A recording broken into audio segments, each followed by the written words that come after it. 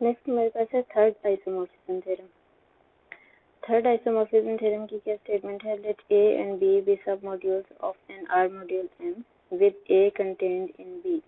ए और B M के तो सब मॉड्यूल्स हैं, साथ ही साथ एक और कंडीशन है कि ए जो है वो बी से भी छोटा होगा, बी में कंटेन करता होगा। Then M factor A factored with B factor A isomorphism to M factor B.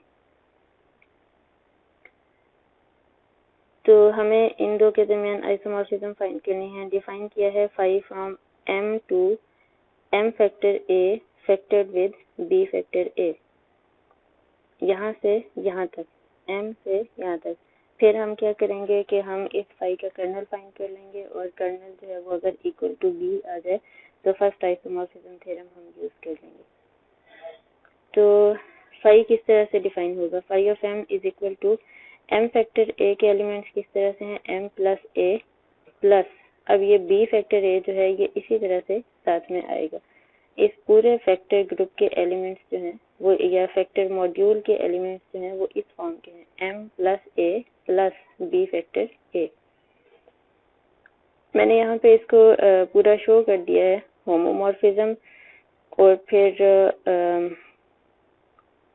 बिल्कुल ये होमोमॉर्फिज्म की फर्स्ट कंडीशन, यहाँ पे मैंने शो की होमोमॉर्फिज्म की सेकंड कंडीशन।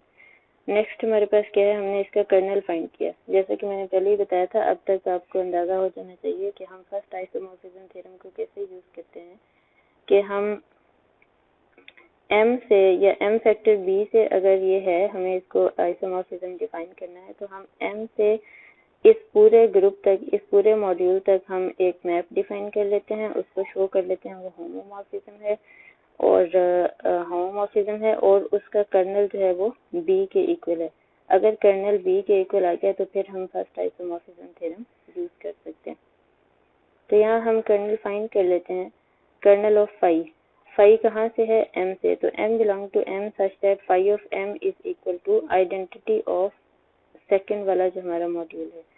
सेकंड वाला मॉड्यूल क्या है? m factor a factored with b factor a। इसके एलिमेंट्स किस फॉर्म के हैं? m प्लस a प्लस, मतलब ये एक हम कोसेट निकालते हैं, फिर इस कोसेट से दोबारा कोसेट बनाते हैं जो किसके साथ? b फैक्टर a के साथ। तो इस वाले मॉड्यूल का आइडेंटिटी एलिमेंट या जीरो एलिमेंट हमारे पास क्या होगा? b फैक्टर a होगा।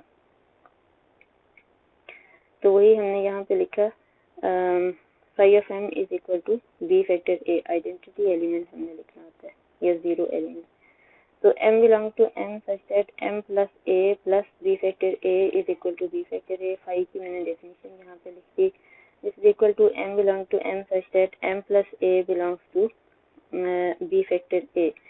बिल्कुल उसी तरह जैसे हम पहले भी ये डेफिनेशन यूज करते रहे हैं या ये रिजल्ट यूज करते रहे कि एक एलिमेंट प्लस एक module is equal to same module, तो ये एलिमेंट इस वाले मॉड्यूल में चला जाता है। m plus a belongs to b factor a। This is equal to m belong to m such that m belongs to b। m plus a belongs to b factor a। तो इसको हम देखें तो m elements कहाँ से होंगे? b में से होंगे। m प्लस a और यहाँ पे भी a है, तो m एलिमेंट्स कहाँ से हैं? b से हैं। तो हम इस पूरे सेट को किस तरह से लिख सकते हैं? m belong to m such that m belongs to b। तो बिल्कुल जैसे मैंने पहले भी इसको पढ़ के दिखाया था कि m के वो एलिमेंट्स जो b में मौजूद हैं, क्योंकि b सबसेट है m का, तो यहाँ पे आना तो m इंटरसेक्शन b था, लेकिन m इंटरसेक्शन b किसके इक्वल आ जाएगा? b के ही इक्वल आ जाएगा, क्योंकि b जो है वो m का सबसेट है। तो मैंने इसको डायरेक्ट लिख दिया is equal to b। So kernel phi किसके इक्वल आ गया? b के। तो फर्स्ट आइसोमॉर्फिज्म थ्योरम को यूज करते हुए हम ये कह सकते हैं कि m factor kernel phi is isomorphic to m factor a factored with b factor a। तो कर्नल फाई के जो मेरे पास आंसर आया जो कि क्या था? b, वो मैंने यहाँ लिख दिया, m factor b is isomorphic to m factor a factored with b factor a। ये हमने क्या शो किया? Third isomorphism theorem. यहाँ एक्सरसाइज है एक्सरसाइज में मैंने आपको एक तो ये वही वाला first isomorphism theorem lecture number 7 में हम पढ़ रहे थे, वहाँ पे मैंने जुबानी बोल दिया था। यहाँ मैंने आपको क्वेश्चन लिख के दे दिया ताकि आप इसको करना भूल ना जाए। म्यू जो डिफाइन किया गया है फर्स्ट आइसोमॉर्फिज्म थ्योरम में, उसको आपने प्रूव करना है कि वो आइसोमॉर्फिज्म है। सेकंड यहाँ क्वेश्चन है, let A be a Z module and A belong to A and N be a positive integer. Z module मतलब रिंग हमने क्या कंसिडर किया हुआ, सेट ऑफ इंटीजर, n भी a positive integer. The map phi a from z factor n z to a defined by phi a, subscript में a लिखा है, of k। k के ऊपर बार डालने का मतलब है ये एलिमेंट कहाँ से है, z फैक्टर n z से। z फैक्टर n z असल में z n होता है, जो जैसे हम z2 के एलिमेंट्स कहते हैं 0 1, इस तरह से z3 के एलिमेंट्स 0 1 2, तो इसी तरह से z n के एलिमेंट्स 0 से लेके n-1 तक। तो z फैक्टर n z जो है असल में z n है। यहाँ फैक्टर फॉर्म में इसको लिख दिया कि phi a of k is equal to k a, कि ये जो k की क्लास है उसी का हमने एलिमेंट k लिया और उसको a से मल्टीप्लाई किया। Is well defined Z module homomorphism if and only if NA is equal to 0। यहाँ if and only if की स्टेटमेंट है कि अगर NA is equal to 0 होगा तो ये वाला phi जो है ये well defined homomorphism होगा, और अगर ये वाला मैप जो है ये well defined homomorphism हो तो क्या होगा, NA is equal to 0 होगा। इस क्वेश्चन को तो मैंने यहाँ खुद ही प्रूव करा दिया है।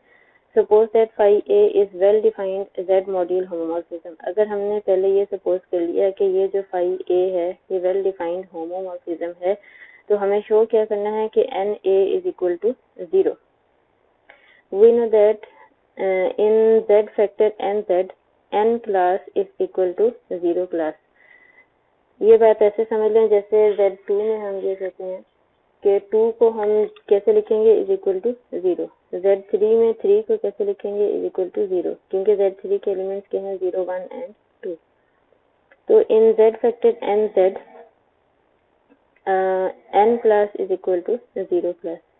Hence NA is equal to, हमें शो ये करना है कि NA इक्वल 0 आना चाहिए। तो NA is equal to phi a of n class. phi a की डेफिनेशन को मैंने यहाँ यूज किया जो कि क्या थी, यहाँ हम दोबारा देख लेते हैं। phi a of k is equal to k a। मैं यहाँ से डेफिनेशन भी यूज कर रही हूँ कि अगर मैंने लिखा है n a is equal to, तो मैं लिख सकती हूँ phi a of n class. n a is equal to phi a of n, this is equal to phi a of 0, क्योंकि n किसके इक्वल है, 0 के। दिस इज इक्वल टू, यहाँ पे मैं यूज कर रही हूँ कि phi a is well defined. Well defined होने की वजह से अगर n इक्वल टू 0 है तो phi a ऑफ n भी इक्वल होगा phi a ऑफ 0 के। यहाँ मैंने वेल डिफाइंड की डेफिनेशन नीचे लिखी भी है। A function f from a to b is well defined if a1 is equal to a2 implies that f of a1 is equal to f of a2। तो यहाँ ये इस वाले स्टेप में हम phi a का वेल डिफाइंड होना use कर रहे हैं कि अगर n इक्वल टू 0 है तो phi a of n equal होगा phi a ऑफ 0 के। ये मतलब कुछ इतनी छोटी छोटी सी लॉजिक्स होती हैं। हम ये नहीं कह सकते कि हमने n की जगह पे 0 पुट कर दिया, बल्कि हम क्या कहेंगे, phi a के वेल डिफाइंड होने की वजह से if n is equal to 0 तो phi a of n is equal to phi a of 0। अब phi a ऑफ 0 की डेफिनेशन दोबारा से यूज करें तो क्या हो जाएगी, 0 into a, this is equal to 0, क्योंकि 0 एलिमेंट किसी से भी मल्टीप्लाई हो तो वो इसको क्या कर देता है, 0। तो हमने ये शो कर दिया कि n a is equal to 0। अब कन्वर्सली सपोज ये करना है कि n a is equal to 0 और शो ये करना है कि ये जो मैप phi a है, phi a from z factor nz to a, हमें इसको शो करना है कि ये वेल डिफाइंड है, और फिर हमने इसको शो करना है कि ये z मॉड्यूल होमोमॉर्फिज्म है।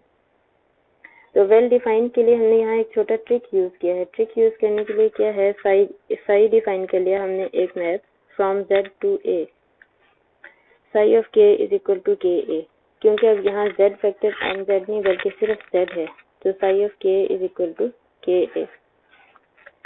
psi को हमने शो किया, ये होमोमॉर्फिज्म है जो कि आप बड़ी आसानी से खुद कर सकते हैं। फर्दर लेट एन के बिलोंग टू एन जेड के हमने एक एलिमेंट लिया, देन साई ऑफ एन के इज इक्वल टू, साई की डेफिनेशन यहाँ यूज की जो कि मेरे पास किसके इक्वल आ गया, इक्वल टू 0 आ गया। तो एन के किस में चला गया, कर्नल ऑफ साई में। This implies that N Z contained in kernel of psi. मैंने एन जेड का एक एलिमेंट लिया जो कि किस में चला गया, कर्नल साई में। तो एन जेड कंटेन करता है कर्नल साई में। By first isomorphism theorem for abelian groups, sorry यहाँ पे है first homomorphism theorem for abelian groups के फर्स्ट होमोमॉर्फिज्म थ्योरम से there exist unique homomorphism Z factor kernel psi to A. Z factor kernel psi से A तक एक unique homomorphism exist करेगा। उस यूनिक होमोमॉर्फिज्म को हमने क्या नाम दे दिया, फाई ए का।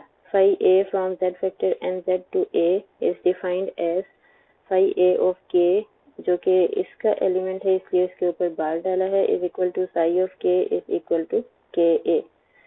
ये एक हमने तरीका यूज किया है इसको वेल डिफाइंड शो करने का, किसको, फाई ए को। अब हमने क्या करना है, फाई ए को होमोमॉर्फिज्म शो करना है। होमोमॉर्फिज्म के लिए एक एलिमेंट K1 और एक एलिमेंट K, इसको शो किया कि K1 into phi A of K आ जाएगा।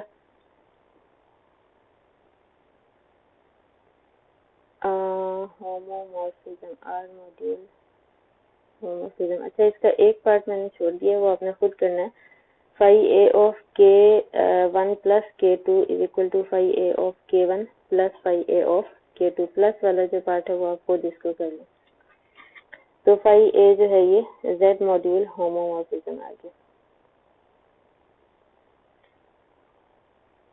बाकी इस एक्सरसाइज का ये एक क्वेश्चन है, इसको आप करें और इसमें कोई भी प्रॉब्लम आता है तो मुझसे डिस्कस करें।